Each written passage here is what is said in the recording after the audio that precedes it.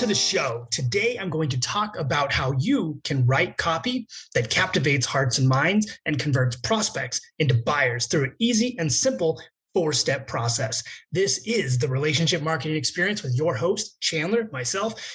Please be sure to like and subscribe to this channel wherever the buttons are if you like what I'm talking about, and so you're notified of new shows when they come out. I'll be doing a new show every week, and if you don't want to miss out, like, subscribe, so you're always in the know. Anyway, what I wanted to talk about today was the idea of copy and creating content that really captivates hearts and minds.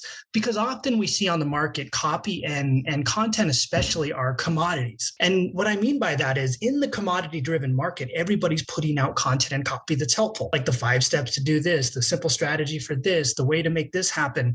But when you put out all this helpful content, what happens is you become commoditized. So if it's like 3 simple steps to lose weight, well, that's available everywhere on YouTube. Or if you put out the simple 6-step strategy to generate 10 leads using Facebook ads or something, that kind of commoditizes you. And so I know that the title of this one is the 4-step strat.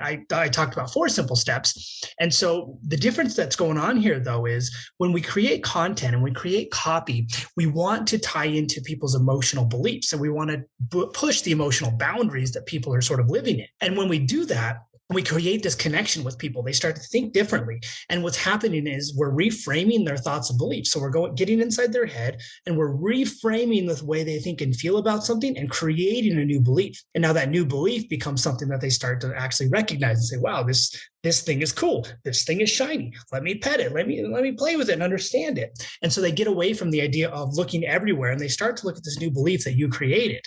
And so when you create this new belief in their hearts and minds, what happens is people start to see you as sort of the person who can help them, or the business that can help them, or the entity that can help them. And what that does is it removes you from the commodity-driven market of helpful content and copy and moves you into a market to where you've captivated and changed the way someone thinks and feels, so they consistently and constantly remember who you are, what you do, what your business is, and they want to be part of it in the future. And the big thing behind this is, if you want people to remember, if you want them to remember your business, if you want them to remember anything, it's not about being logical. It's not about helping them. It's about helping them feel different.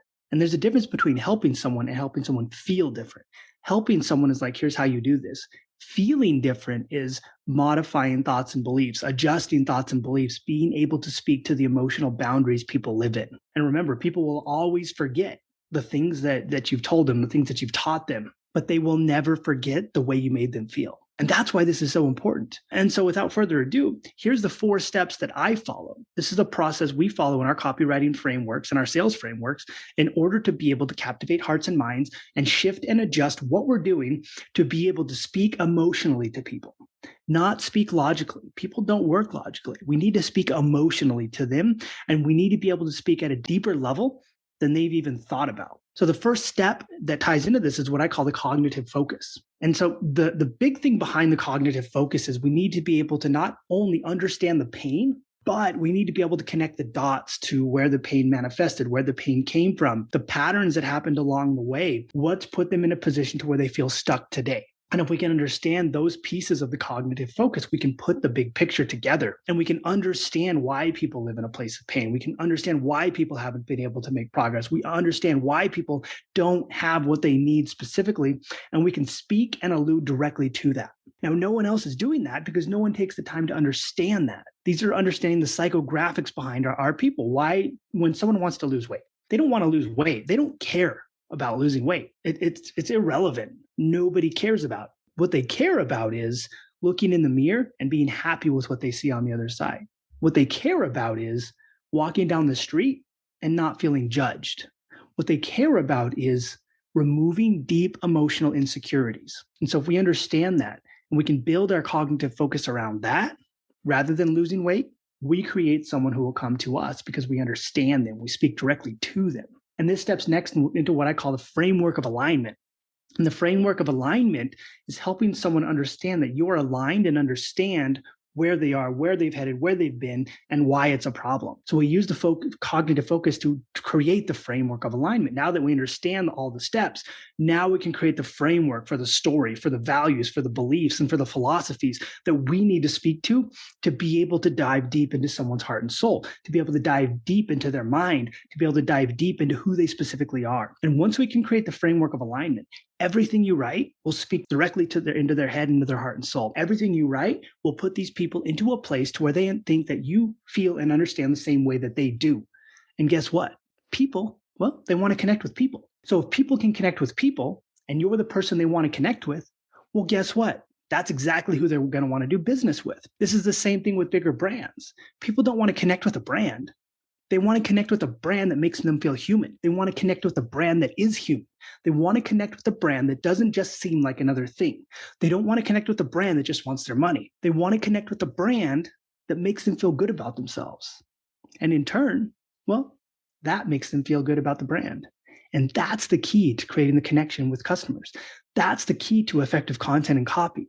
And so this leads me to my next point, number 3, which are paradoxical thought patterns. So once we understand the framework of alignment, we have to understand the deep held insecurities. And so inside the paradoxical thought patterns, there's a few dozen different patterns that we teach in our copy frameworks on how these patterns are put together. And what these patterns are, they're essentially limiting beliefs people have. They're essentially insecurities that people have. They're things people tell themselves that create the reason and the story as to why they can't be successful. I'm not good enough. Well, because I tried a bunch of times. Well, I couldn't do it. Well, I suck. Well, I look in the mirror and I'm just never going to be good enough. So these are the paradoxical thought patterns that essentially push people into the negative and snowball into the I can't. They create deep held fears and insecurities. And so if we can combine the framework of alignment and add in our paradoxical thought patterns and show people there's a different way, there's a different method, there's a different place beyond the paradoxical thought patterns, that's when the reframing happens. That's when the thoughts and beliefs are shifted. And that's when someone goes from this place where I can't find a solution, I hate myself, I blah, blah, blah, and they move into, I didn't even know there was a different way. I didn't even know there was a different option. I didn't even know there was a different idea. And what that does is it moves people to this place to where they say, wow, I never even thought about that. Wow, I never even understood that this was a thing. I thought this was what I needed to be doing, but you talked about this and it totally makes sense. So now I've shifted their entire thought pattern to see a different pathway, to see a different road, and to see a possible different method, which puts me in a completely different place because now people don't see me as another thing. They don't see my brand as just another brand. They see it as something different. They see it as something unique, and they see it as something human. And like I said a minute ago, people connect with people. And so the last piece, number 4, is what I call the captivation engine.